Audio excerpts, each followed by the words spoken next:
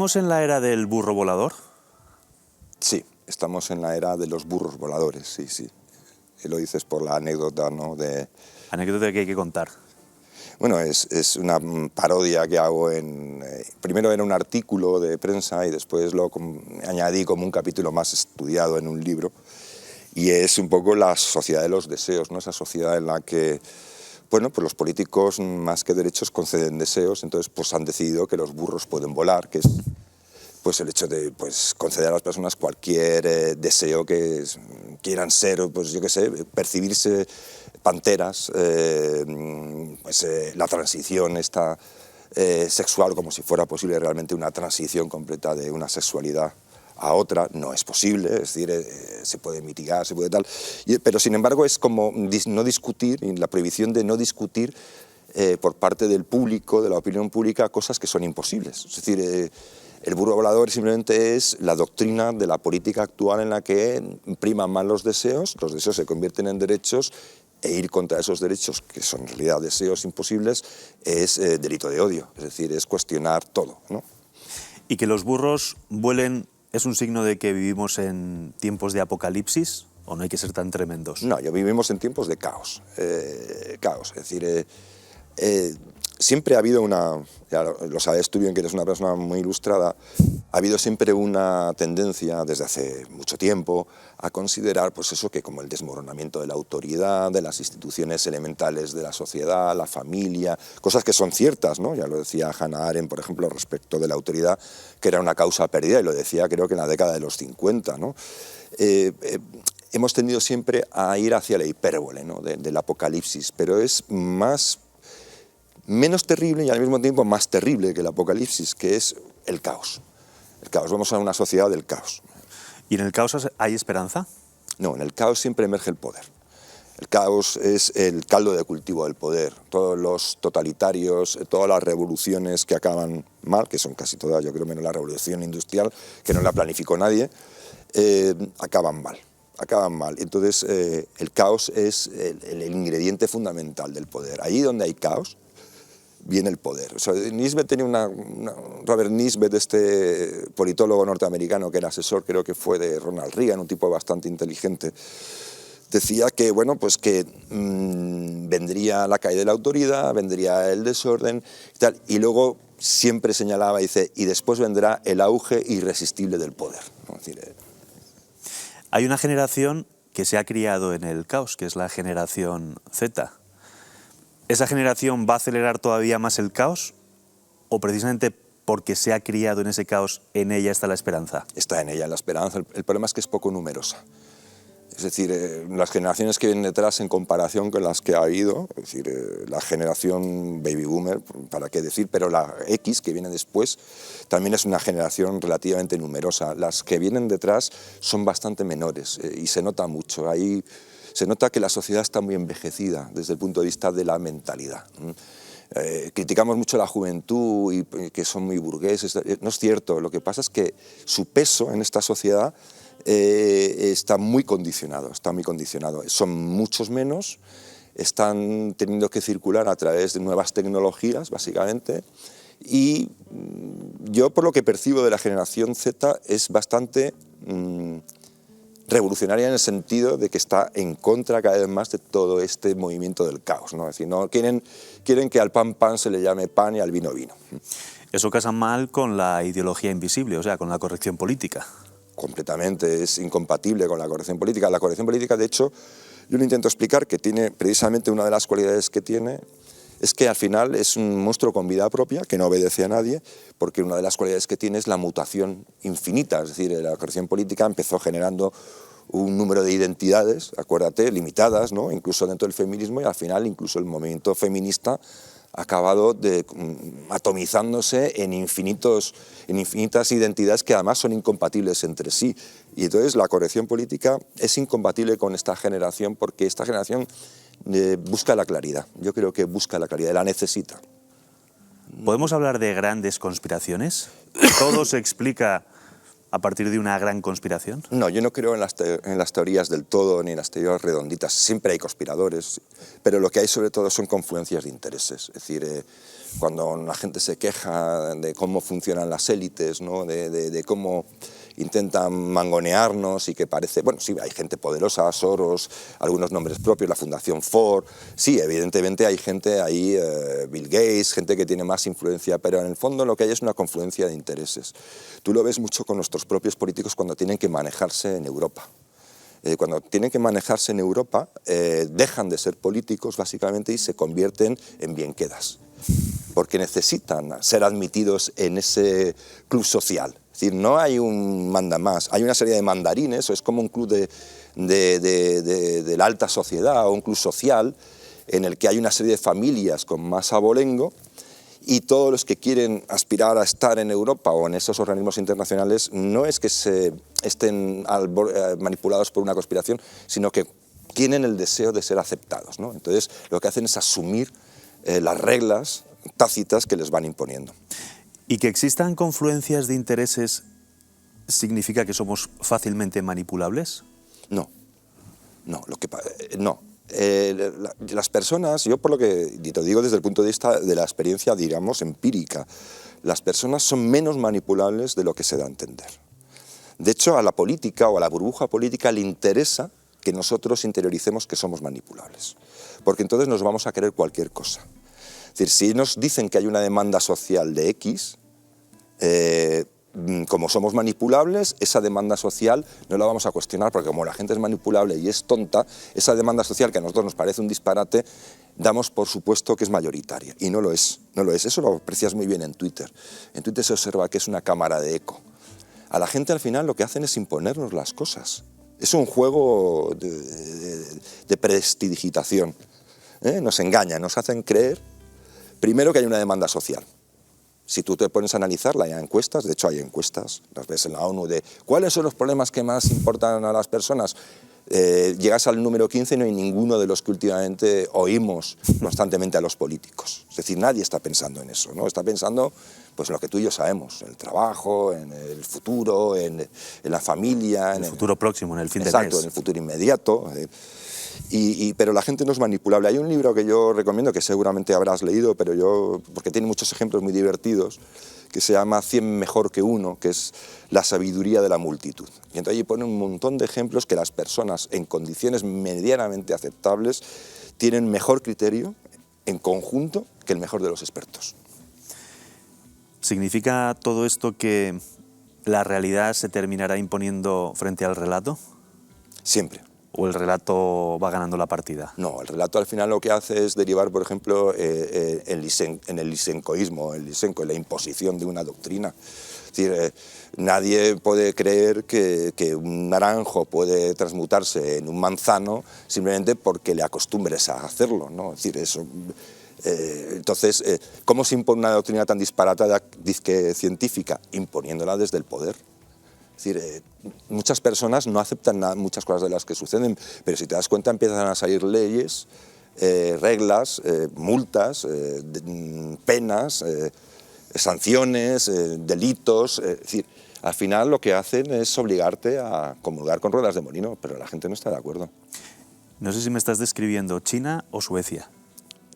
Pues yo creo que te describo Suecia mejor, porque China es básicamente un señor que manda, ¿no? Y un partido único que ha vendido una serie de mitos, ¿no? Como que la transformación china es una cosa que surge de la planificación centralizada, cuando es al revés, es cuando se apartan los burócratas chinos del emprendedor chino que quiere vivir un poco mejor, es cuando China despega, ¿no? Entonces miran para otro lado, dicen, están incumpliendo las leyes, pero va muy bien.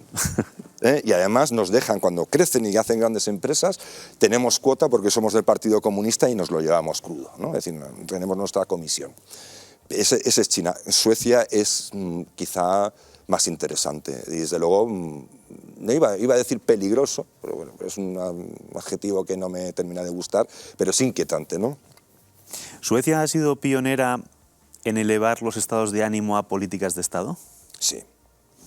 Sí. ¿Y en esas estamos ahora, en España? Sí, sí, es decir, es lo que yo llamo el determinismo emocional. Es decir, aunque eso surge bastante en Suecia, pero en general en Europa. Es decir, cuando se produce la Segunda Guerra Mundial, el nazismo y todo este tipo de cosas, y después acaba la guerra con aquella carnicería y aquel destrozo en Europa, pues los políticos llegan a la idea, muchos de ellos, de que eso era por el nazismo surge de un sentimiento que se contagia, ¿no? Es decir, es un virus que se contagia dentro de la sociedad y por lo tanto empieza a surgir la idea de que el sentimiento hay que vigilarlo. No ya el pensamiento solo, como decía Orwell, también el sentimiento, ¿no? Porque hay una idea determinista en cuanto al sentimiento, es decir, que lo que nosotros sentimos, lo que tú sientes o lo que yo siento, lo que siente el que nos está viendo, determina el futuro de una sociedad, de forma agregada. Y eso es tremendo. O sea, que a la policía del pensamiento se le puede sumar la policía del sentimiento. Ya existe la policía del sentimiento, ya nos dicen qué sentimientos son buenos, qué sentimientos son malos, cuáles se pueden tener y cuáles no se pueden tener. Si no hay cosa más, el delito de hoy en cuanto que tú actúas con violencia y cometes un delito, pues lógicamente es actuando con violencia. Pero esa precondena, ese precrimen que hay por deducir que alguien tiene determinadas ideas y por lo tanto ya hay una especie de condena social previa de que ese tío es un delincuente, ese es un delito de pensamiento. ¿Y hay una nueva religión con sus dogmas propios, como el calentamiento global o el cambio climático, la ideología de género? No es una nueva religión, son antes las ideologías clásicas, hablamos del marxismo, por ejemplo, eran más o menos argumentativas, podrían estar equivocadas, pero si te das cuenta eran argumentativas. Hoy en día eso ha habido una mutación de esas ideologías más o menos racionales hacia una serie de particularismos. Es decir, no es ni siquiera una religión, son diferentes, ¿no? Es decir, de hecho, al final me comentaba un buen amigo mío, dice que el destino de estos particularismos es combatirse entre sí. Es decir, es como si tú eres de una secta y el otro acaba siendo de una secta distinta, entonces se van a entrecruzar sus caminos y como esto consiste en imponer una serie de dogmas, van a chocar y chocarán. Entonces, no solamente los disidentes pueden ser objeto de una caza de brujas, sino también los adeptos mismos.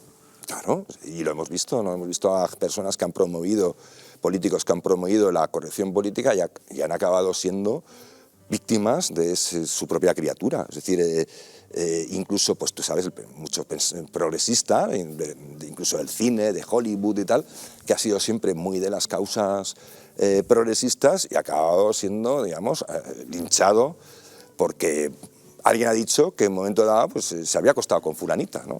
Entonces ha caído en las fauces de su propia criatura. Sí. Se ha convertido, por tanto, en víctima. Antes se aspiraba a ser héroe. ¿Ahora hay una aspiración a ser víctima? Sí. O sea, ahora el valor fundamental es el victimismo. Es decir, antes pues las sociedades más o menos vivían de contar los relatos. Es la paradoja del valiente, ¿no? que dicen los sociólogos, ¿no? Porque se supone que el tipo valiente, el modelo valiente de individuo, como es más valiente y más arriesgado, pues tiende a morir, ¿no? Entonces lo lógico es que con el paso del tiempo, al transcurso, de una forma de selección natural, el valiente tenga a desaparecer, pero no ocurrió así, porque la valentía era algo que se inculcaba, digamos, en el círculo de la comunidad, en las reuniones al lado de la hoguera, las hazañas, los hechos. Entonces los jóvenes querían, viendo que eso era muy valorado por la comunidad, aspiraban a hacerlo. De hecho, hasta hace muy poco, hasta la Segunda Guerra Mundial, la gente igual hoy en día no le entraría en la cabeza, pero los chavales norteamericanos que no eran admitidos por algún defecto físico se llegaban a suicidar porque la comunidad no les admitía para prestar el máximo servicio que podían prestar, que era defenderla, ¿no? Y entonces eso no podían digerirlo. Hoy en día es al revés. Hoy en día el hombre tiene que llorar mucho, a todas horas, y feminizarse. No sé por qué llorar solo es de mujeres, ¿no? Yo creo que el llanto es un desahogo humano en general, pero bueno, hay que llorar mucho, hay que llamar mucho la atención y además, como hay una competencia por esto de la interseccionalidad, no es lo mismo una mujer negra heterosexual que una mujer negra lesbiana heterosexual. Es decir, es más víctima la mujer negra lesbiana que la mujer negra heterosexual. Es decir, entonces hay una competencia dentro de la victimización. Si además, ya todavía más, y si esa mujer es negra transexual, Entonces ya está en una posición superior. Entonces la interseccionalidad es una competición absolutamente disparatada, ¿no? Es una locura. ¿Dónde ha quedado la educación del carácter? En ninguna parte. La educación del carácter, como no la hagas tú con tus hijos, yo creo que el carácter no existe. De hecho, como nos han... Cuando se mata a Dios, como se suele decir, y asumimos que nuestro paso por el mundo es un paso breve y que no hay más allá nada, entonces nos damos la vuelta, ¿no? La sociedad se da la vuelta y decide que, claro, si todo lo que hay es esto, ¿qué sentido tiene que las personas sufran? Es decir, que aprovechen, que disfruten y que se eviten todos los sufrimientos, traumas, disgustos y fracasos posibles. Y eso lo hemos trasladado a nuestros hijos. Les educamos salvaguardándolos absolutamente de cualquier desafío, de cualquier circunstancia adversa, del fracaso. Y el fracaso, el error, ¿no? El disgusto, todo eso forja el carácter. Un carácter que no pasa por ahí no es un carácter que se forje, ¿no? ¿El silencio y la huida son una opción válida? No. ¿Recomendable? No. No sé quién lo dijo porque ando buscando la cita y me la dijo una vez un filósofo, un profesor que era de filosofía. Decía que cualquier salvación que no proviene de donde nace el peligro es una desventura. Yo no sé si igual es de Gracián o algún filósofo, pero desde luego a mí la frase aquella me impactó. Es huir del peligro es aplazar el peligro. Es decir, el peligro al final te va a buscar y te va a encontrar.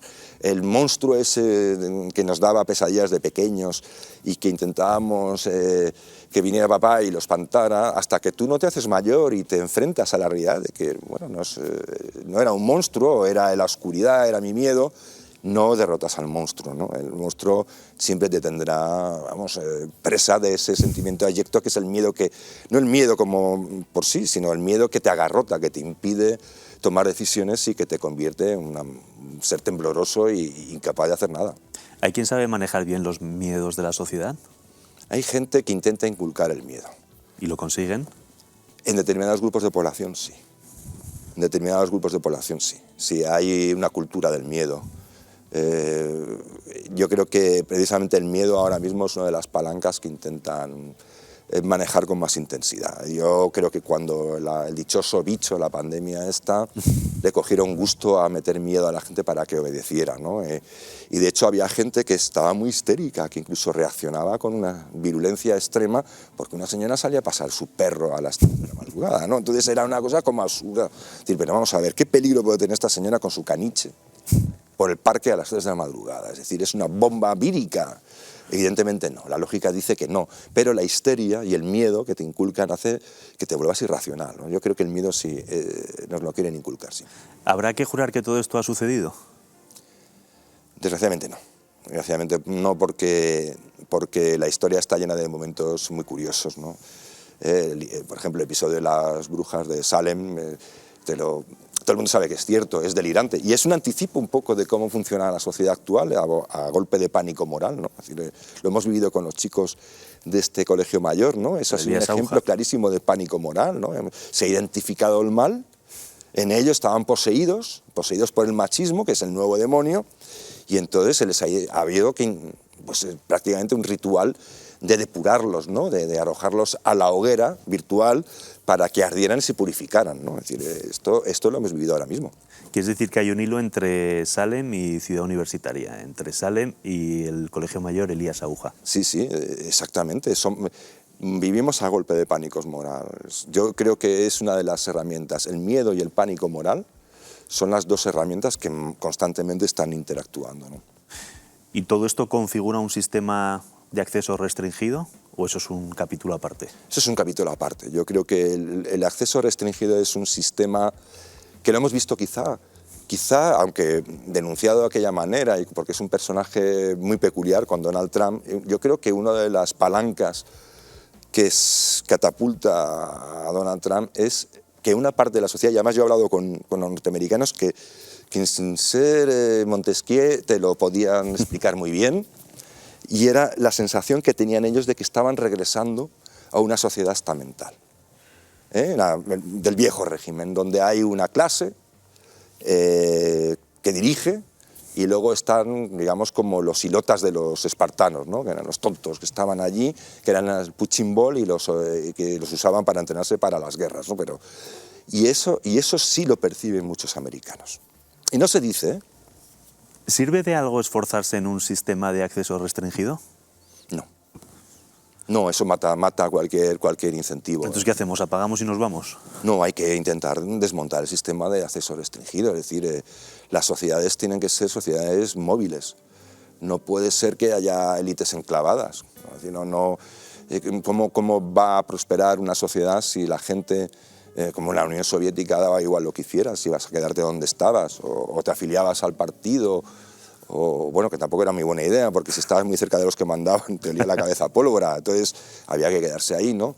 Pero son sociedades que no son viables al final, son sociedades pobres, se empobrecen. España está precisamente, yo creo, que empobreciéndose mucho por eso.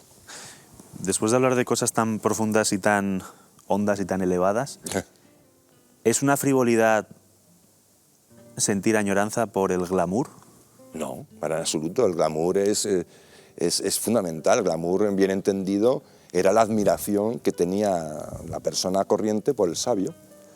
Eso era el glamour. Además es una palabra irlandesa que viene de ahí, es la raíz, es irlandesa y significa admiración, ¿no? Admirar al que sabe, al que aporta algo, al que tiene glamour, ¿no? Es decir, luego ya se ha derivado, como todos sabemos, a una especie de significado menor, que es, bueno, pues ese saber estar de las estrellas o de los aristócratas o de la gente bien, ¿no?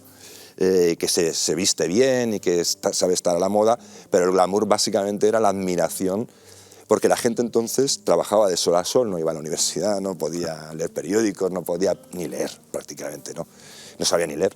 Entonces, claro, valoraban muchísimo a aquel que dentro de la comunidad tenía conocimientos, para ellos era algo digno de admirar, ¿no? ¿Y hay glamour, o mejor dicho, glamour hay atractivo en el peligro? Yo creo que la sociedad, yo eso lo decía, a mí me marcó. O mejor que en el peligro, en el riesgo. En el riesgo, yo creo que ahora mismo yo creo que más que en el riesgo, que entraría dentro de una categoría, es en el exhibicionismo. Es decir, esta gente que se sube a un rascacielos, yo vamos, ni loco, y se ponen a hacer selfies andando por el borde, ¿no? Eso es riesgo, ¿no? Eso es un atractivo de riesgo, pero ¿por qué lo hace? Por exhibicionismo, ¿no? Ni siquiera es el riesgo lo que le atrae, es proyectarse hacia los demás, ¿no? Es decir, miradme en lo que hago, ¿no? Miradme lo que hago. Es gente que es capaz de jugarse la vida por un selfie, pero que si mañana nos invadiera el ISIS, saldría corriendo. Es decir, son valores muy devaluados, ¿no? No es el valor convencional, ¿no? Ese de, tío, échate para adelante y júgate el tipo porque vienen los bárbaros, ¿no?